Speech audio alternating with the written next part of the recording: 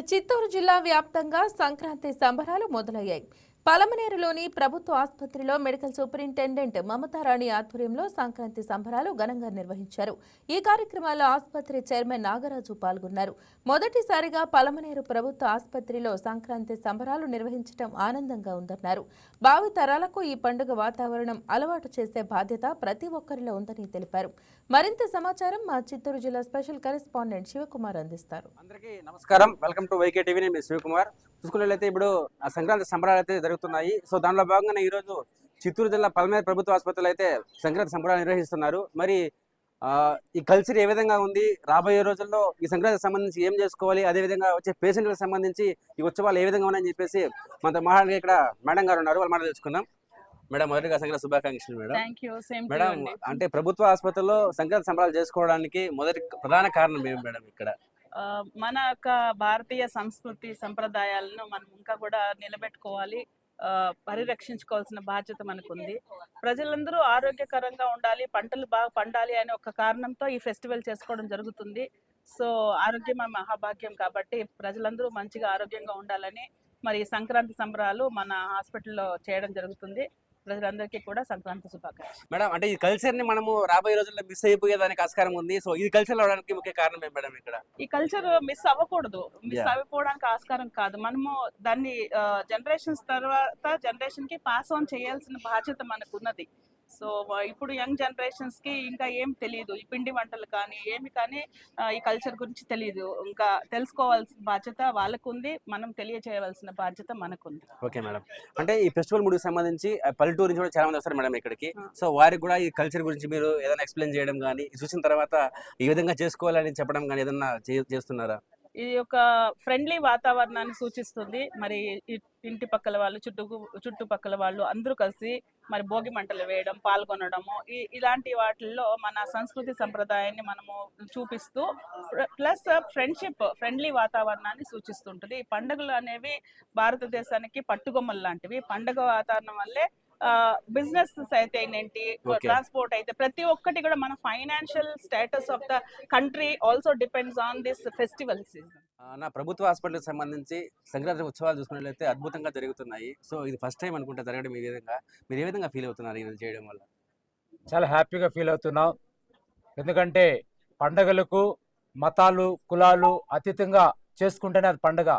ఏదో నేను హిందూ, లేకపోతే నేను క్రిస్టియన్, నేను ముస్లిం, నేను చేసుకుంటాను, నా వెనుక ఉంటే అది పండగ కాదు. అందరితో కలిసి చేసుకునేదే పండగ. అలాంటి పండగని ఈరోజు ప్రభుత్వ ఆసుపత్రిలో చేసుకుంటున్నామంటే చాలా సంతోషంగా ఉంది. ఎందుకంటే సూపరింటెండెంట్ గారు కానివ్వండి, ఆర్ఎంఓ గారు కానివ్వండి, అన్ని పండుగలు కలిసి చేస్తాము, అందరితో కలిసి ఉంటాము. ఎందుకంటే హాస్పిటల్లో ఒక మూడిగా ఉంటారు. ఎవరు? డాక్టర్లు, సిస్టర్లు, నర్సులు అందరూ. ఎందుకంటే ఈ పేషెంట్స్ చూసి వీళ్ళు ఒక పేషెంట్ అయిపోతారు. ఆ మూడు నుంచి ఫ్రీ అయిపోవాలనేసి, అన్ని పండుగలు కొనియాడాలనేసి, అందరితో కలిసి మలిసి చేసుకోవాలనే ఉద్దేశంతోనే ఈ సంక్రాంతి పండుగ ఇంత ఘనంగా చేసుకుంటున్నాము. మన గౌరవ ఎమ్మెల్యే గారి ఆదేశాల అనుసారము ప్రతి ఒక్కరికి కూడా అందరూ పండుగ చేసుకోవాలనే ఉద్దేశంతోనే ఇక సంక్రాంతి పండుగ ప్రత్యేకంగా ప్రభుత్వ ఆసుపత్రిలో మొదటిసారి చేసుకున్నందుకు చాలా సంతోషంగా ఉన్నాము. ఈ యొక్క సందర్భాన్ని బట్టి ప్రతి ఒక్కరు కూడా సంక్రాంతి శుభాకాంక్షలు తెలియజేస్తున్నాం.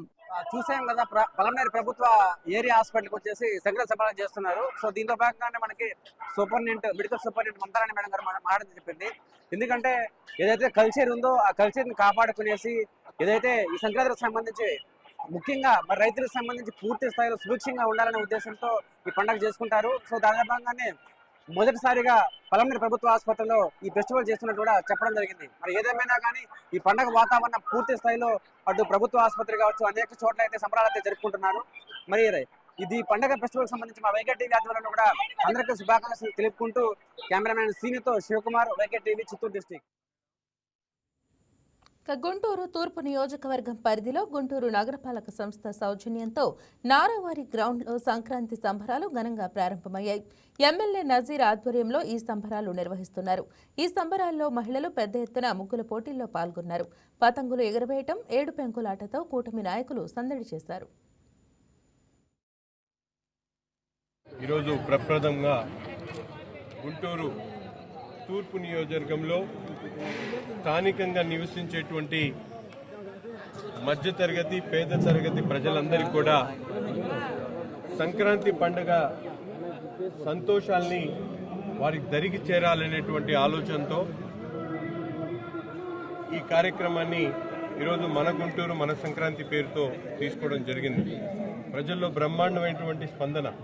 ఎందుకంటే ఈ నియోజకవర్గంలో దశాబ్దాలుగా ఎప్పుడు కూడా ఆలోచించినటువంటి విధంగా ఐకమత్యానికి మారుపేరుగా ఉన్నటువంటి గుంటూరు తూర్పు నియోజకవర్గంలో ఇటువంటి చక్కటి కార్యక్రమం ద్వారా ఈరోజు సంక్రాంతి శుభాలను ఇంటికి చేర్చేటువంటి కార్యక్రమంతో పాటు ఒక పక్కన స్థానికంగా ఉన్నటువంటి వెల్ఫేర్ డిపార్ట్మెంట్కి సంబంధించినటువంటి స్థలం దాదాపు 4 దశాబ్దాలుగా ఇక్కడ జంగిల్గా ఫామ్ అయిపోయి అనేక రకాల ఇబ్బందులకు గురవుతున్నటువంటి పరిస్థితులుంటే ఈరోజు శాసనసభ్యుడిగా గెలిచిన తర్వాత స్థానికంగా ఉన్నటువంటి కార్పొరేటర్ గారి ఆలోచన మేరకు ఈరోజు ఈ మొత్తం ఈ జంగిల్ క్లియరెన్స్ అంతా చేపించి ఈ ప్రాంతంలో ఈ సంక్రాంతి సంబరాలను నిర్వహించుకోవడం జరుగుతూ ఉంది.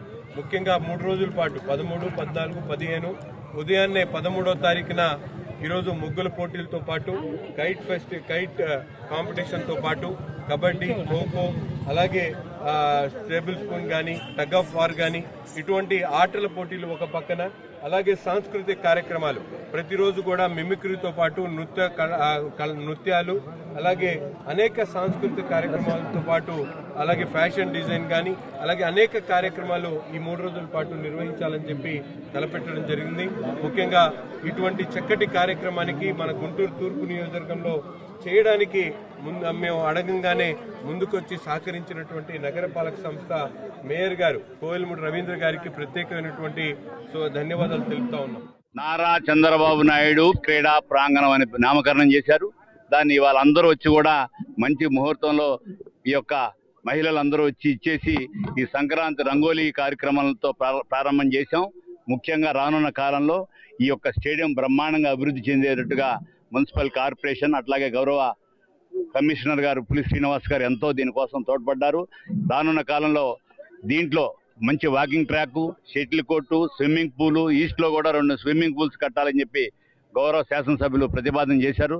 తప్పకుండా కార్పొరేషన్ ఆమోదిస్తుంది. ఇది ఒక 8 వార్డులకు సంబంధించిన కూడలి ఈ గుంటూరు ఈస్ట్ కాన్స్టిట్యున్సీలో. ప్రజలందరూ కూడా మంచి వాతావరణంలో ఆహ్లాదకరంగా మనం కూడా అన్ని క్యాపిటల్ సిటీస్తో పాటు హైదరాబాద్తో పాటు పోటీపడే విధంగా ఒక బ్రహ్మానందరెడ్డి పార్క్తో పోటీపడే విధంగా దీన్ని మనం అందరం కూడా కలిసి అభివృద్ధి చేయాల్సిన బాధ్యత ప్రతి ఒక్క గుంటూరు.